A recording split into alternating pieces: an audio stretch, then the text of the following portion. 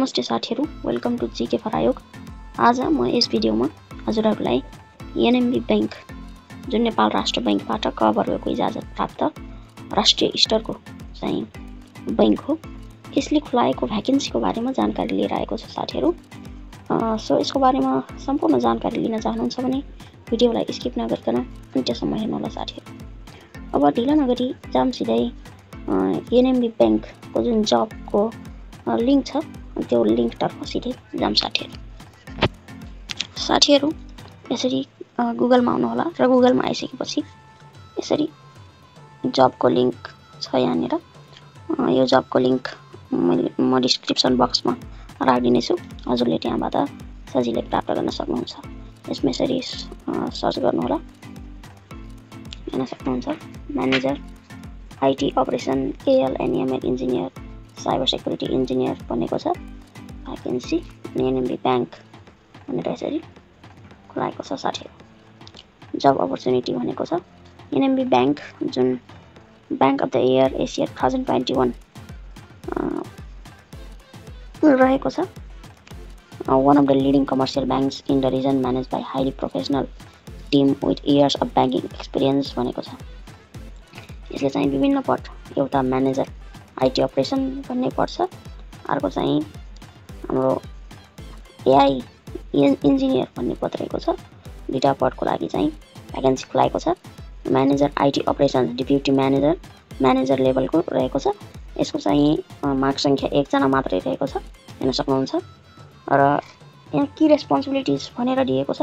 यसमा यो पदमा बसेर गर्नुपर्ने कामहरु चाहिँ यसमा उल्लेख गरेको छ साथीहरु। अब अर्को यसको एलिजिबिलिटी क्राइटेरिया भनेको छ, यो चाहिँ क्वालिफिकेसन तथा एक्सपिरियन्स के कस्तो आवश्यक पर्छ यसमा चाहिँ एप्लाई गर्नको लागि भन्ने विषय रह्यो। Bachelors degree in information technology computer science और रिलेटेड फिल्ड भनेको छ। कम से कम ब्याचलर्स डिग्री गरेको हुनु पर्यो इन्फर्मेसन टेक्नोलोजी कम्प्युटर साइन्स वा रिलेटेड फिल्डमा। प्रोफेसनल सर्टिफिकेट्स हुनु पर्यो, CISM, CISSP, ITIL, PMP, ETC भनेको छ। प्रिफर्ड भनेको छ। Minimum 7 to 10 years of IT experience हुनु पर्यो।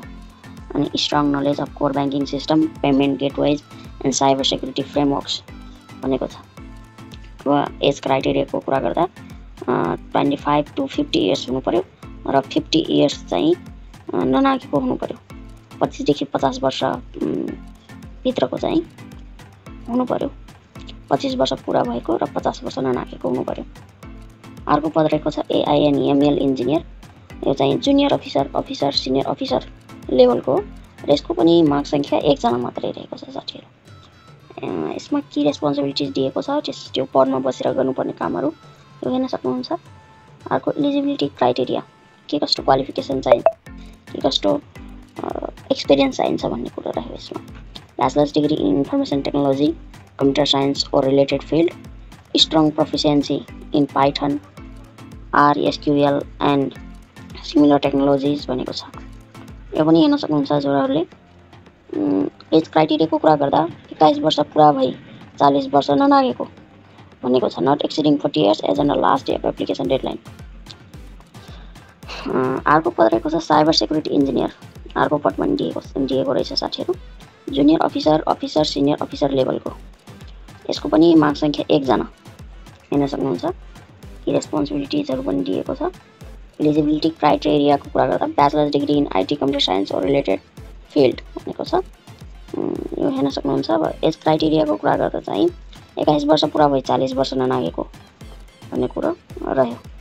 अब यस पदमा चाहिँ एप्लाई चाहिँ कसरी गर्ने त भन्दाखेरि interested candidates meeting the above criteria are requested to send their updated CV and cover letter to vacancy@nmb.com.np with your name and the position you are applying for in the subject line by 25th October 2025 भनेको छ।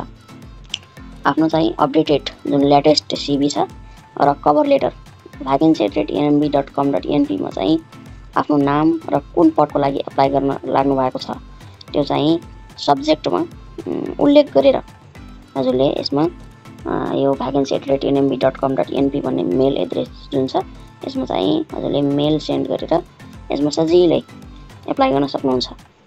र apply गर्नको लागि चाहिँ deadline 25 October 2025 रहेको छ। अझै धेरै नै दिन छ साथीहरू, 2 देखि 3 हप्ता जति अझै समय छ।